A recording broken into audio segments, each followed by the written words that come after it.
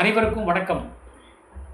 Gold medalist Hindi guide வழங்கும் கற்க கசடர நிகழ்ச்சிக்கு தங்களை வரவேற்பதில் பெருமகிழ்ச்சி அடைகின்றேன். सबको सादर प्रणाम. गोल्ड मेडलिस्ट हिंदी गाइड प्रस्तुति कर्क कसडर कार्यक्रम पर आप सबका हार्दिक स्वागत है.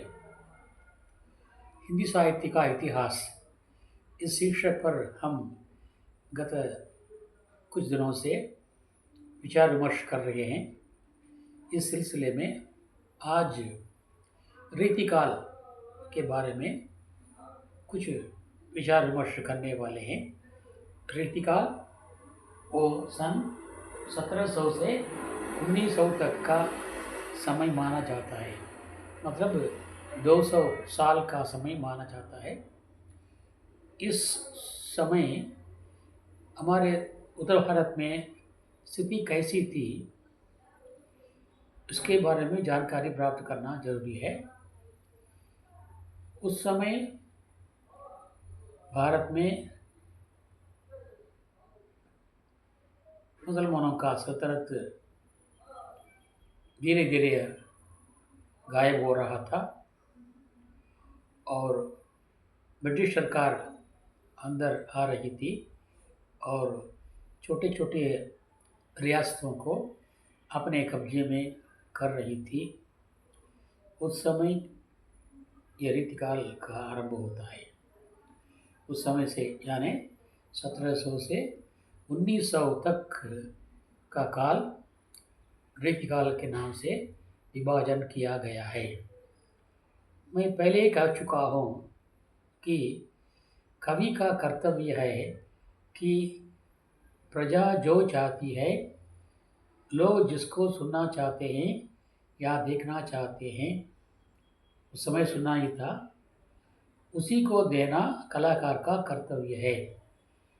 आज भी वो चल रहा है.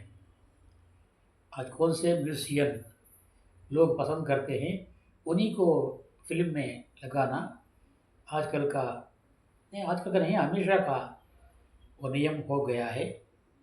इसलिए लोगों की मांग को, लोगों की चाह को पूरा करना ही कविगणों का माने कलाकारों का कर्तव्य हो जाता है. 1700 से 1900 का ज़माना जो था वो राजाओं का विलासिता का राज्य था. विलासिता में डूबे हुए थे. आपको एक मिसाल के रूप में मैं कहना चाहूँगा कि आपने पढ़ा होगा प्रेमचंद की एक कहानी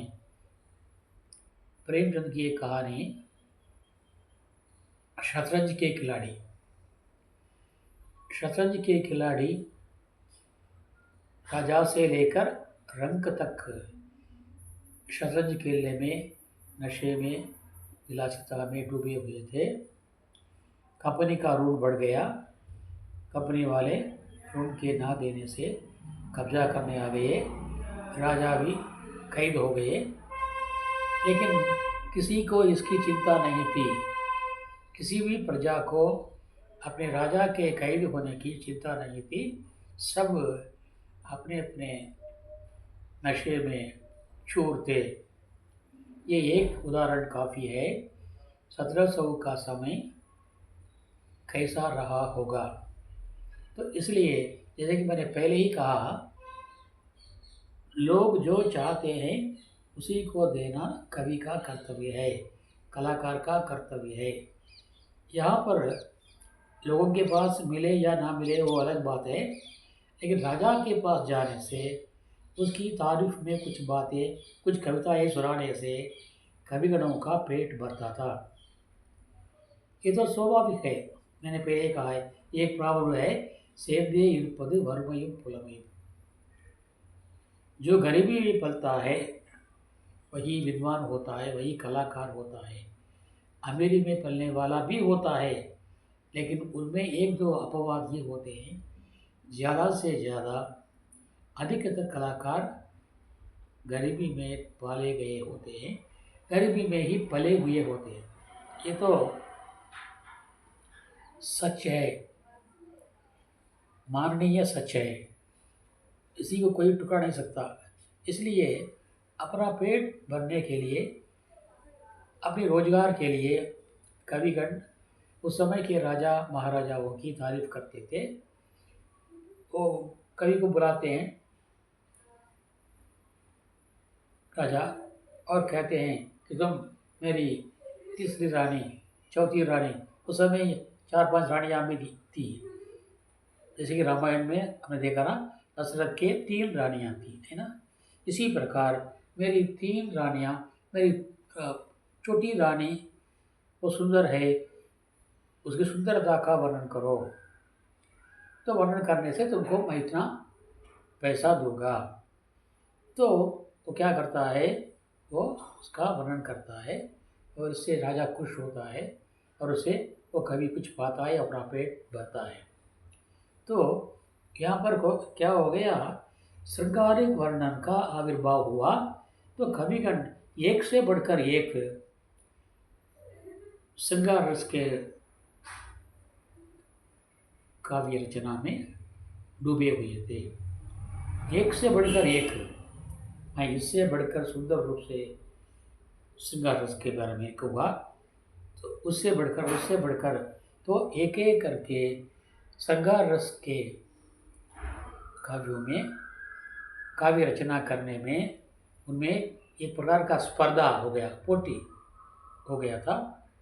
इसलिए उस काल में श्रृंगार रस के काव्यों का, रचनाओं का आधिपत्य रहा। इसलिए उस काल का नाम ही रीति काल या श्रृंगार काल कहा जाता है। रीति काल या श्रृंगार काल कहा जाता है। रीति का मतलब है रति, रीति काल या श्रृंगार काल कहा जाता है। अच्छा, उस काव्य में अनेक कवि पैदा हुए, सभी काव्य श्रृंगार रस प्रधान काव्य ही थे। जैसे कि हमने पहले देखा है, भक्ति काल में भक्ति थी किसके बारे में, भगवान के बारे में, परमात्मा के बारे में। परमात्मा को स्त्री मानते और जीवात्मा को पुरुष मानते थे। और सूफी लोग क्या, प्रेम शाखा में सूफी लोग परमात्मा को स्त्री मानते थे, जीवात्मा को पुरुष मानते थे। तो वहाँ पर लौकिक प्रेम के द्वारा अलौकिक प्रेम का मार्ग दर्शाया उन लोगों ने। இல்லறத்தில் வாழ்கின்ற மக்களுடைய அந்த காதல் சுவையை இறைவன் பால் கூட சுவையாக மாற்றினார்கள் அந்த कालத்து पुरवர்கள்। उस जमाने के लोग, भक्ति काल के कविगण लौकिक प्रेम के बहाने अलौकिक प्रेम का प्रतिपादन किया था। लेकिन इस रीति काल में अलौकिक प्रेम के बहाने लौकिक प्रेम का प्रतिपादन किया था। राधा कृष्ण का कैरेक्टर है, लेकिन वो राधा और कृष्ण नहीं है। हमारे राधा और कृष्ण नहीं है, लेकिन नाम तो राधा और कृष्ण है, लेकिन वे पात्र हम जैसे मानव हैं। वही मैं कह रहा हूँ ना, अलौकिक नाम के द्वारा, अलौकिक पात्रों के द्वारा लौकिक पात्रों का परिचय देना, मीमांसा करना, विचार विमर्श करना, तो उल्टा हो गया। जैसे कि उपमा में है, उपमा में मोती के समान दांत, ये उपमा अलंकार है। वो प्रतीक अलंकार दांत के समान मोती, तो उसका उल्टा करने हैं। यहाँ पर साधारण पात्रों के द्वारा उस देव पात्रों की सृष्टि किया करते थे उस जमाने के लोग। इस जमाने के लोग देवों की पात्रों के द्वारा रोज देखने वाले साधारण जनता के पात्रों का प्रतिपादन किया था श्रृंगार काल में।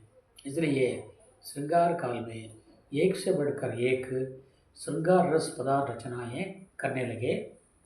इस रीतिकालीन कवि हैं आचार्य केशवदास, इन्हीं को आचार्य रूपी नाम मिला। इसका कारण है बाद में बताता हूँ। आचार्य केशवदास, घनानंद, घनानंद और विद्यापति।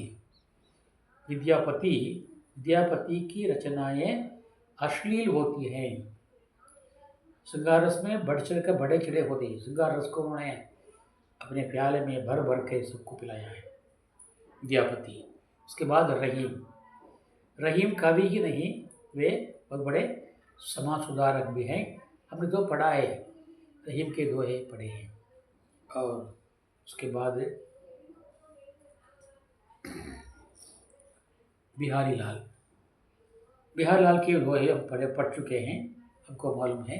रसखान। रसखान कृष्ण भक्त था। सुजान रसखान उनका काव्य है। वो सुजान रसखान, वो काव्य में सुजान का नाम भगवान की भक्ता के रूप में, यानी कृष्ण के नाम से वो माना जाता है। लेकिन सुजान यहाँ पर कृष्ण नहीं है, लेकिन वो कौन है? इनकी गणानंद की प्रेमिका का नाम है सुजान। सो उसकी स्तुति में रसखान ने की है, इसीलिए उसको वहाँ भी क्या है, अलौकिक नाम के द्वारा लौकिक प्रेम का दर्शन कराना। इसलिए तो उल्टा हो गया।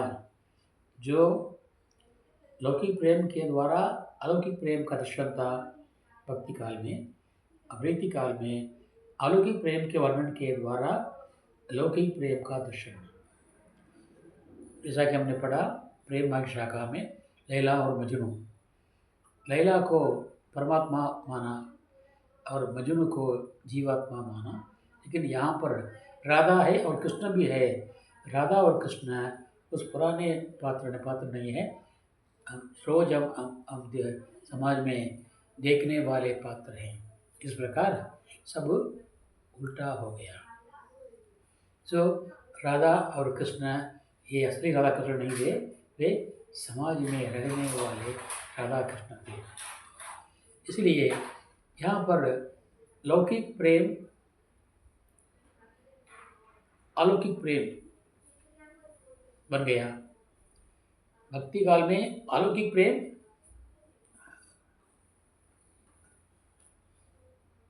लौकिक प्रेम के रूप में दिखाया गया, दर्शाया गया। यही उल्टा है। तमिल के महाकवि कண்ணதாசன், वे जो विलय माधव उनके बारे में वे कहते हैं, नाम है देव पात्र है, लेकिन काम है नीचे काम। नाम है देव पात्र है और काम है नीचे काम। क्या काम करती हैं वे? व्यभिचार करती हैं, अपने शरीर को बेचती हैं। उनके बारे में वो ये लिखते हैं, अवल पैरो अरुंधति, क्योंकि उन्होंने लिखा है वो कि वे उबलते हैं। कवि समाज की दुर्दशा को देख करके उबलते हैं और गाते हैं, अवल पैरो अरुंधति 50 रूपा, इवल पैरो अगलिगे 60 रूपा। अरुंधति अगलिगे ये लोग क्या हैं? पौराणिक पात्र हैं, ये पतिव्रता पात्र हैं। लेकिन यहाँ पर इनका नाम इस रखा गया है, அவள் பெயரோ அருந்ததி 50 ரூபா, இவள் பெயரோ அகலிகை 60 ரூபா. பத்தினிகள் பேரை வைத்து பரத்தையரை வளர்த்துவிடும் பாவிகள் பூமி, கற்பை பாருங்கள் சாமி, கற்பாம் மானமாம் கண்ணகியாம் சீதையாம், கடைத்தொழில் விற்குதையா ஐயோ பாவம், காசு இருந்தால் வாங்கலாம் ஐயோ பாவம் என்று பாடுகிறார் कवियरसर। यहाँ पर नामकरण दैविक पात्रों का, लेकिन काम क्या है? नीच काम। यही इसी प्रकार हुआ ऋतुकालीन काव्य। ऋतुकालीन काव्य हीरो हीरोइन का नाम है राधा और कृष्ण, यानी पौराणिक पात्र है, दैविक पात्र है, लेकिन उनका जो काम जो है वो साधारण आम जनता का काम। इसलिए वो काल श्रृंगार काल माना गया। लेकिन उन कवियों का अधः पतन हो गया था। भक्ति काल में इतना ऊंचा उठा, कवियों की कल्पनाएं उठी, उतनी यहाँ पर नीचे चली गई हैं। और इसमें इसी समय में एक अच्छाई भी हुई। कहते ना, ಕೆಟ್ಟದಾಲ ನಲದು ಬரும், ಕೆಟ್ಟது வந்தனால நல்லது வந்துச்சு சொல்வார்। एक बुराई के होने से उसके साथ एक भलाई भी होती है। ये तो आम जनता के घर घर बोली जाने वाली, कही जाने वाली कहावत है और बोलबाला है। क्या है? अतीत कल्पना के सहारे जो कविताएं रचनाएं किया करते थे, वो अतीत कल्पना के द्वारा उन लोगों में काव्य रचना के संबंध में नियमों का मतलब रीति ग्रंथों का आगमन हुआ। कविता उसके कितना सीमाएं हैं, अलंकार के कितने अलंकार हैं, छंद कितने छंद हैं, रस कौन रस हैं। इसलिए उस सब जमाने में ही रीति ग्रंथों का आगमन हुआ। रस छंद अलंकार के बारे में रीति ग्रंथों का आगमन हुआ। इसका श्रेय महात्मा आचार्य है, केशवदास को प्राप्त है। मैंने पहले कहा था आचार्य माने जाते हैं, बाकी सभी कवि हैं, लेकिन केशवदास मात्र आचार्य केशवदास माने जाते हैं। इसका कारण यह है कि उन्होंने रीति ग्रंथों की रचना की। एक बुराई में भी एक भलाई हो गई, इसलिए ये काल श्रृंगार काल माना जाता है। और खास करके लौकिक प्रेम को अलौकिक प्रेम के रूप में दिखाया गया। आप लोग पढ़िए और उसका